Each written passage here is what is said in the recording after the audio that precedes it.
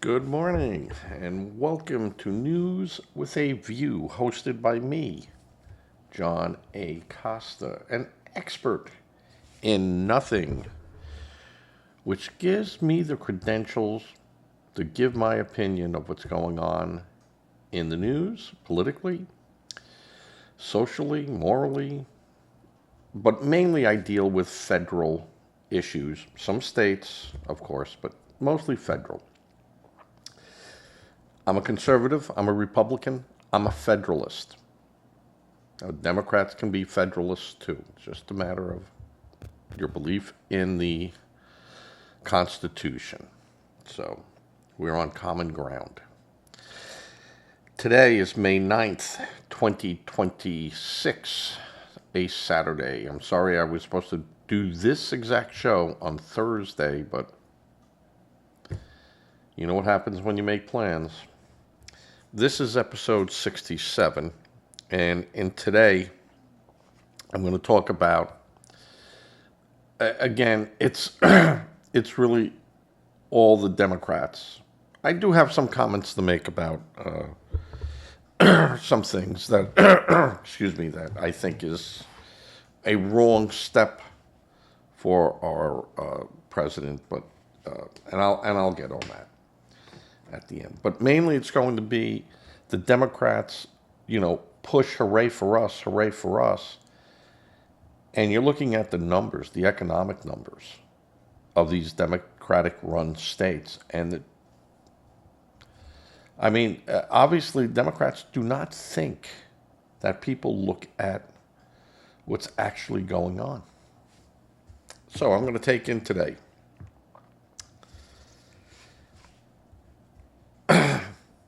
the companies that are moving out of these blue states, and it's not just moving, it's an exodus. And it's just not companies moving away, it's talent that's going away too. And the numbers are staggering, absolutely staggering. You have, in early 2026, major corporations continue relocating headquarters from blue states, primarily California, New York, and New Jersey, to states that are friendly, lower taxes, fewer regulations like Texas, Florida, and Tennessee. Just in 2026, a voting year. Chevron and SpaceX moved to California. ExxonMobil leaving New Jersey. Now, that's a biggie. Starbucks moving and expanding their headquarters out in Tennessee. Chevron relocating from from California to Houston after being in California since 1879. Why? Because they can't do business there. SpaceX moved from Hawthorne, California to Starbase, Texas. And that was triggered because of the transgender laws that Musk said, I don't want to have a company in that state, and he moved it. And took those people with him. ExxonMobil shifting corporate registration, which is big, from New Jersey to Texas. Anheuser-Busch closing California, Fairfield, and New Hampshire Merrimack facilities and selling its Newark, New Jersey facility in early 2026. Huge. Huge. In-N-Out Burger moving its Eastern offices, expanding operations near Nashville after 77 years in California. Why? Can't do business there. I can't charge people $9 for a burger because I'm paying people, $30 or $40 an hour. That's not what they were set up for. So they can't have a business model like that. Yamaha relocating its U.S. headquarters from California to Georgia. Wells Fargo moving its wealth management headquarters from San Francisco, California, to Palm Beach, Florida. Wells Fargo. Always thought of them on the stagecoaches going out west. Huh? Well, move east, young man, move east. Starbucks developing a significant new corporate office in Nashville, Tennessee, with leadership. Howard Schultz are relocating to Florida.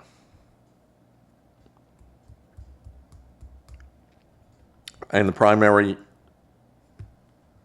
incentive for these companies was the cost and regulations. Companies cited the high cost of living, high taxes, and unfavorable regulations in New York, New Jersey, and California. And we've seen that we're going to sue you, and you can do business here, but now you have to pay $850 million in fines. And then, by the way, now we're going to give you another $850 million in fines. And, you know, if you continue doing that, and they just said, here's your $850 million, and, you know, they're fighting it in court, and we're out of here. We're just not going to do this anymore. States like Texas and Florida are ranked higher for businesses, attracting firms with lower taxation and pro-business legal environment. What does that mean? It means that their state is not writing language to trap businesses, to make it unpleasant for businesses to do business in that state. It's that simple. If you have a big company and you're going to, well, I don't want to move from there and over to there just to face the same stuff I face there. You know, so you got to find me a spot where I can land and land safely and softly. So, of course, Democrat officials and policymakers are navigating a complex and often divided reaction to corporations relocating out of blue states like California, New York, and Washington to lower tax and redder states. Responses range from proactive attempts to halt the trend to a more dismissive, progressive attitude that prioritizes social goals over retaining corporations. So, these states have said, no, we don't care about the companies. Our agenda is for the people. And, you know, that's fine. That's noble. And, you know, who can say, hey, that's a terrible thing, right? But part of that is you have to have people that can live and buy in your state, that can afford to pay the taxes. But see, this is the brush of the Democrats. Well, you won't need to do that if you let us run everything. We'll give you housing, we'll give you food, we'll give you some money, and you know, universal income. So you don't have to worry about that. We don't need these big businesses. Well, where are you going to get all this money from? We're going to tax big business. Well, if you don't have to work for your money, and you don't have to save to buy a house, and you don't have to buy food, right? You think, and big business is going to sit there and go, yeah, we'll pay it all? No. I'll just go to a friendlier state. And it will hurt. And we don't want to do this, but this is what we're going to do. And this is what's going on. And you have these states, they're blind to it. Blind to it. Because everyone is eating at the trough for free. And they're going, let me put a little bit more in there for you. But, if you don't elect me, this can of food goes away. And this housing goes away. And everything goes away. So you got to keep me here.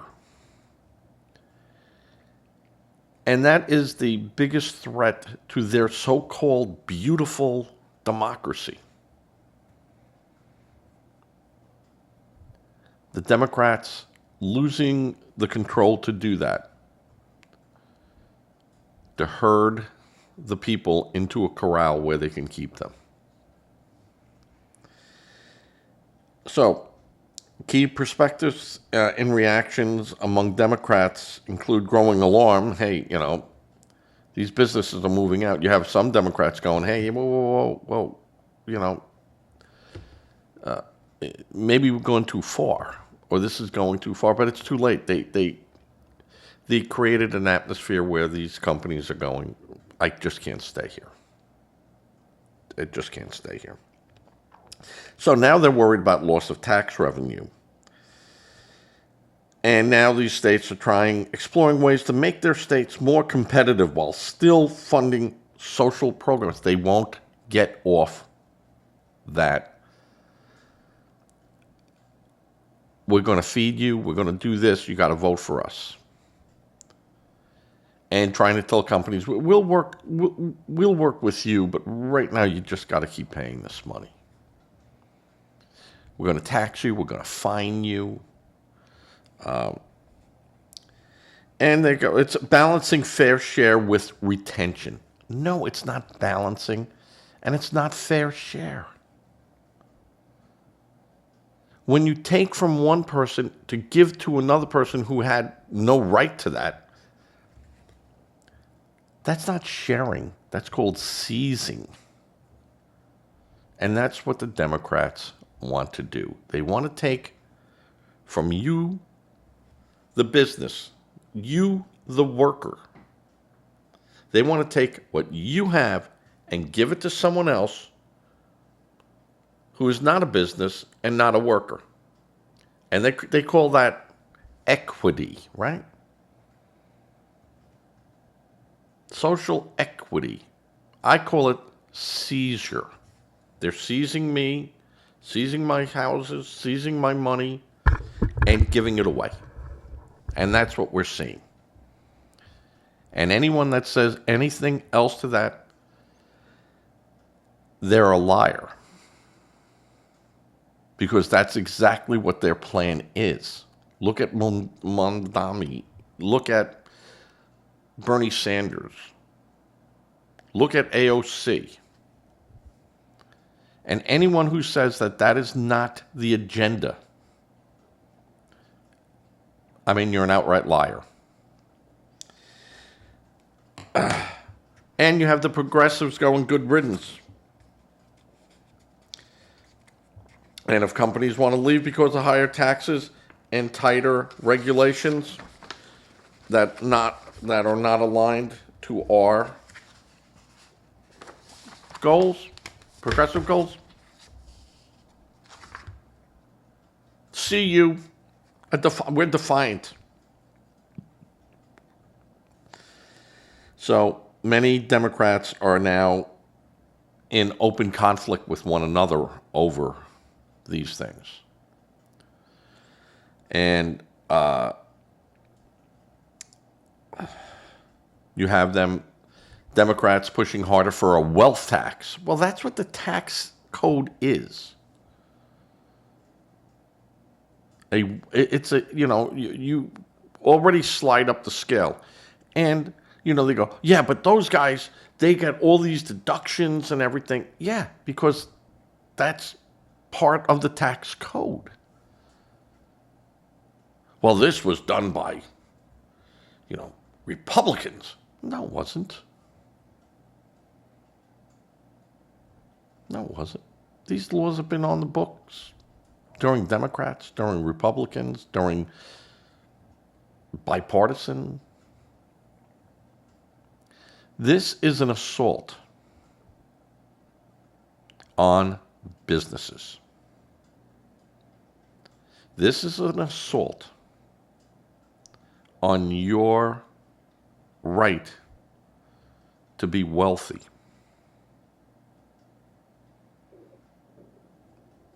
And that's all it is, folks.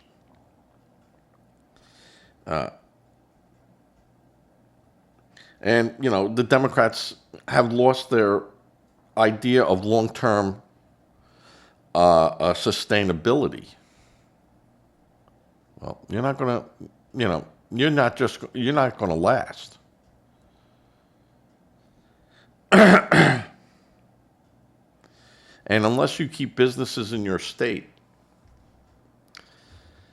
where people are happy and working and the state's making money and everyone's happy,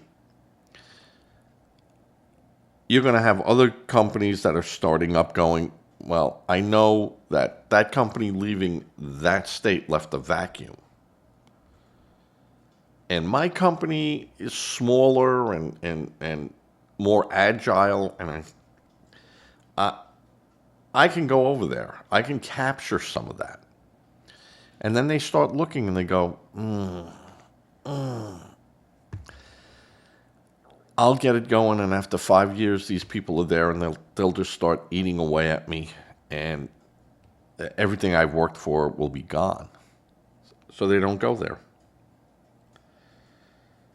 And you have, you know, states like Washington, despite significant number of employers considering leaving due to tax, some leaders have dismissed their concern as super overblown.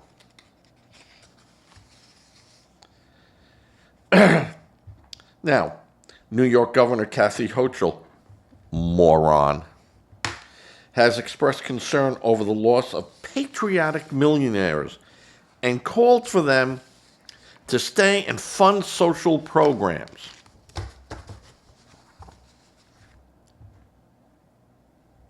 Why? I'm already paying the taxes, which is then gone into the social program. You, Governor, must not be handling those funds properly. And what you are doing is you're using more of those funds than the general public can maintain and provide. So now you want to reach deeper into my pocket and take away from me. California, 5% wealth tax on billionaires. Why would they stay there? Now in California it gets even worse, and that will happen in New York too. They're putting in that if you move away, we can still go after you for like 5 years worth of payment. I mean, that's going to be unconstitutional. They'll knock that down. A lot of these states have an exit tax. You leave New York and do not purchase property back in New York, the sale of your home has a little penalty on it that has to go to the state. New York, New Jersey has it, Delaware has it. It's an exit tax. We haven't collected your property tax enough from you and all the other taxes, so we're going to get you one last time on the way out the door.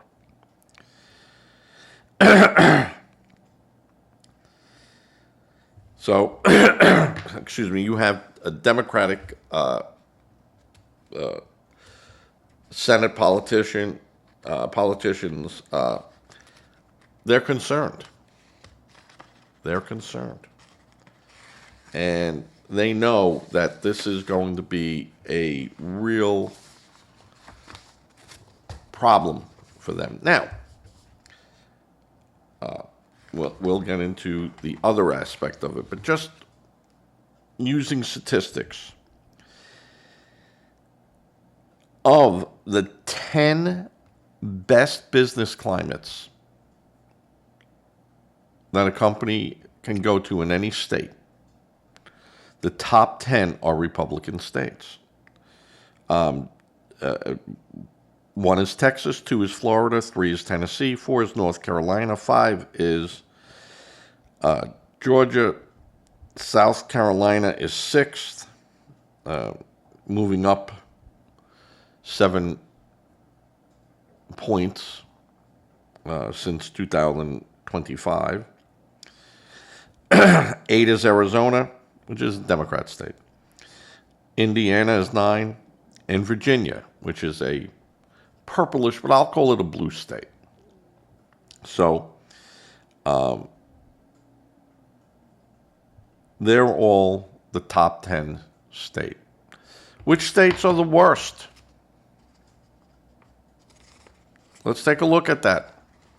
And this isn't a Republican or this is businesses ranking it. The worst, California comes in last. New York, 49. And these are all Democrat states. Illinois, 48. Washington State, 46. New Jersey, 45. Massachusetts, 44. Minnesota, 43. Connecticut, 42. Hawaii, 41. Now, to be truthful, Louisiana, red, was 40. But you can see all the states with the worst business models for any company wanting to go there are the states that are screaming the loudest and screaming against business. They made their states garbage.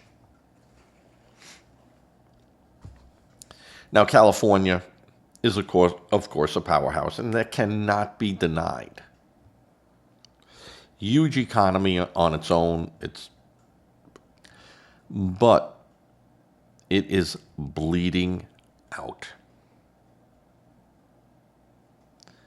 And it is not sustainable with the government that is there. Just not sustainable. And they know it. So, coming into the election where they're screaming, look how wonderful we are. Look at the Democrats. We have done so much. And we can do even more. They haven't done a thing but take your money. They're not in power. They shut the government down twice, forcing an airline out of business. They have done nothing. And yet, they're all clamoring. So they see the handwriting on the wall. What do they want to do? Well, we'll do redistricting. Gerrymandering. And they jumped on that and they started laughing. We're going to do this. We're going to redistrict here. We're going to show you. We're going to fill that House of Representatives with our people. We're going to play the system. And we're going to cut these ones even thinner. So we get more people. Now, this has been done in the past by both parties. But this was flagrant. And they were warned, Democrats, hey, and there were Democrats going, don't do this. Do not go down this road.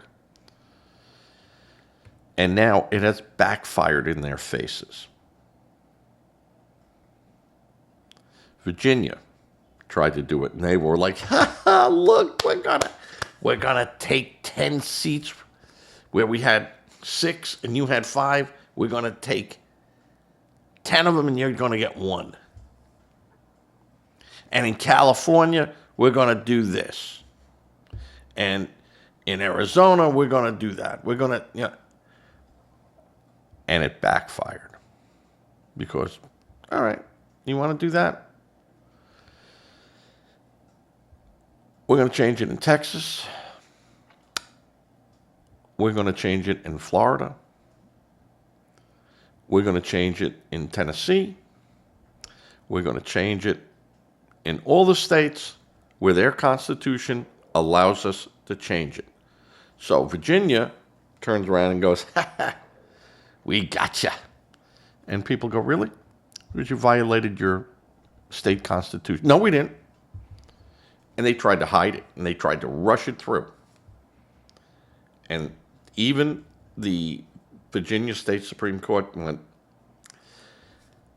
no, you didn't check all the boxes. Oh, no, we didn't have to, because we had one meeting and then we did this, and they go, no, that's not what it says. And now they're trying to fix it again after spending $34 million on this.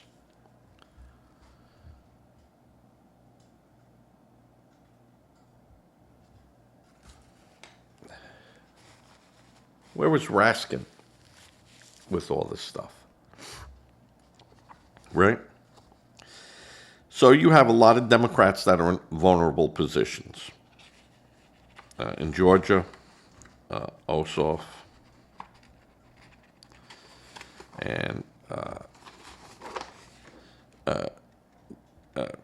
in New Hampshire, Jeannie Sessions, Mark Warner, Virginia, Tina Smith, Minnesota,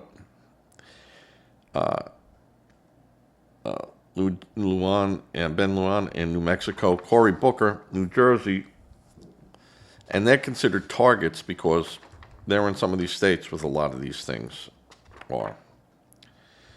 And you have a lot of Democrats in big trouble that will lose just on their state being in total chaos. Now,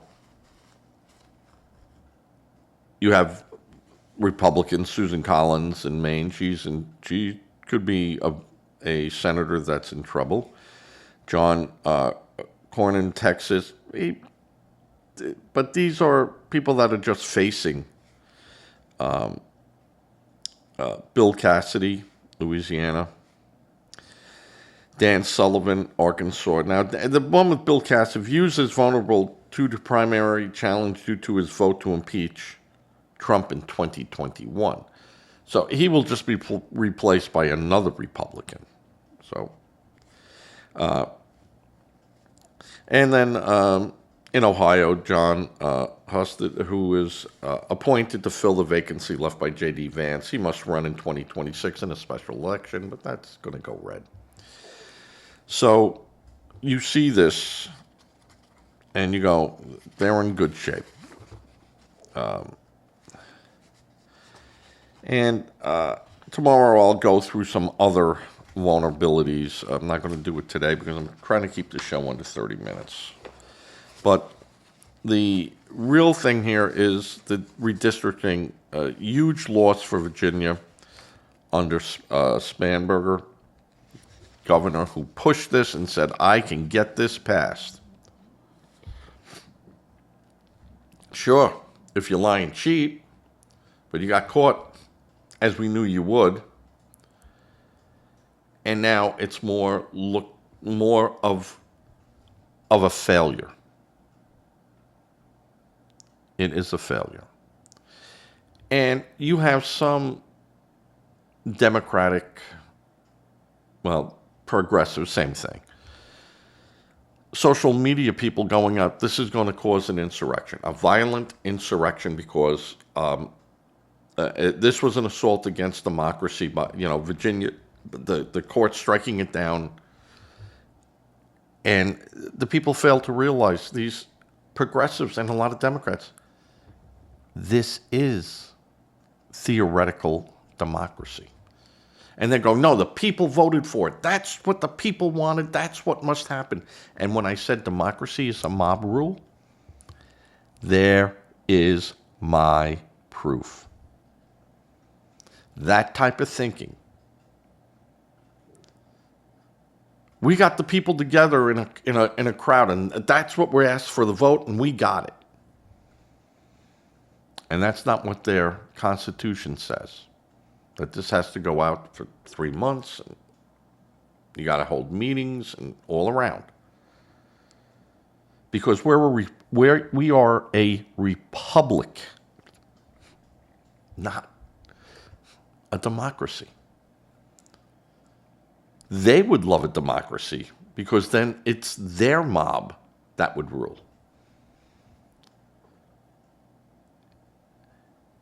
Look it up. Go Google. Go, OpenAI. Go to any of these ones, Copilot, and see Democratic podcasters threaten insurrection, threaten revolution, threaten because of the Virginia Supreme Court ruling. Look it up. And look what they're all saying. It's what the people wanted.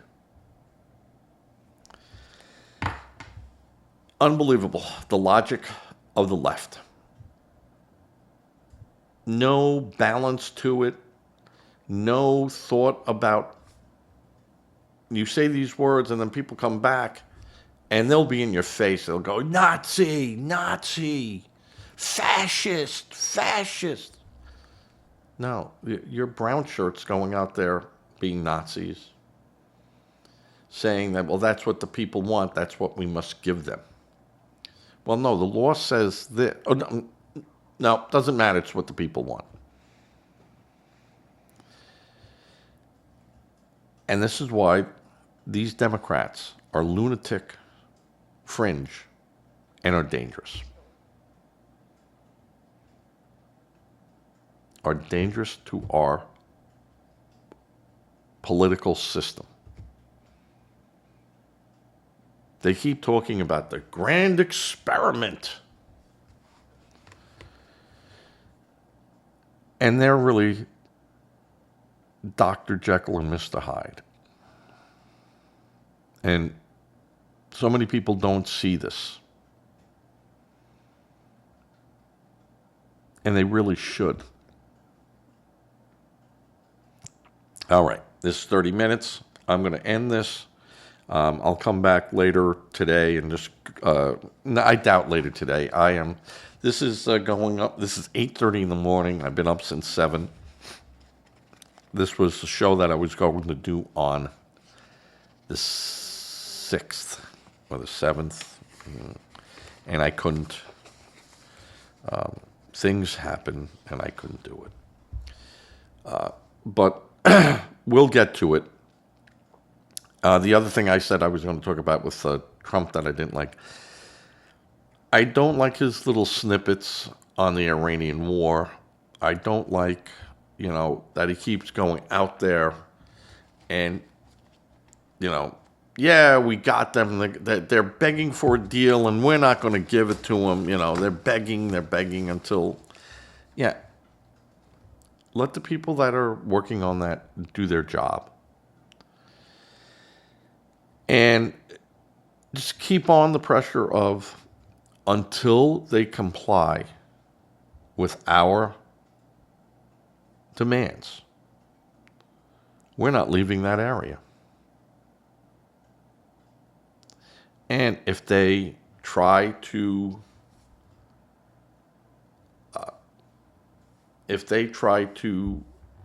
shake our willpower, we will show you our response.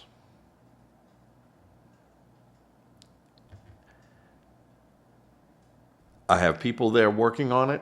The Iranians are working on it. The Iranians want a deal. We need guarantees. And I would leave it like that. Some of his rhetoric, it does not help the situation. I know he likes that. I know he works the best when chaos is going on. He's one of these people that chaos creates opportunity. And I get that. That's fine. But sometimes you just got to go, yeah, let's not do it this way. Let's not do it this way. I think I'm going to take my wider shot here. Let's see if I can take my wider shot here and There we go. And this should not be the day for him to be doing this. But I get it. I get what he does, and I don't have to agree with what he does, but it does have traction. He does get some traction out of it. As I said, I'm a constitutionalist, I'm a conservative, I'm a Republican. But I don't love everything the Republicans do, and I don't hate everything the Democrats do. Though the Democrats are making it hard. Making it hard. They are leaderless. They're a rudderless ship. Yes, they're a ship, and they're floating, and but they're gonna end up on the rocks because there's no leadership. Jeffries is a joke, an absolute laughingstock for a speaker, and I mean, just no common sense with the guy, and no point of reality. And Schumer is just stumbling, and he's just trying. He's not up. He's not going to lose anything, but he knows that as far as a tool in the bag. He's rusty and old, and yeah, you might be able to use it a little bit, but there's better tools. And he's in a lot of trouble. He's in a lot of trouble. And he was always the guy to go to in the Senate to get a deal done. If something was hanging and it was going back and forth, you'd get him involved, and he could walk down that aisle and talk to people